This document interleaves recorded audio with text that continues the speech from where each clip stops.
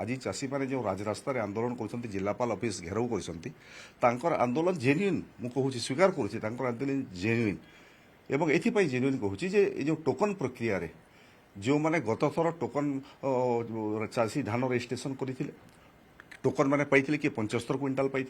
किए 140 क्विंटाल बिकी किंतु एथर जो टोकन रे विशृंखला होती टोकन रे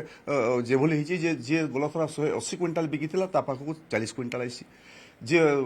75 क्विंटाल धान बिकी पाखक 3 क्विंटाल आई 4 क्विंटाल आई ए विषय जिलापाल व्यापक भाव में आलोचना करी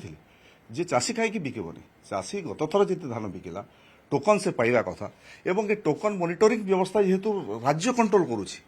मु भावुछि राज्य सरकार मध्य से विषय अवगत अच्छा जदि जिला स्तर में टोकन व्यवस्थार तर्जमा होता और टोकन जिले में जदि इश्यू होता बोधे ए समस्या होता ना एवं सेठी जदि जिलापाल को कहे जिलापाल हाथ टिकी देवे कहे जे ना यहाँ तो राज्य करुच्ची मो हाथ में किसी ना से यार गोटे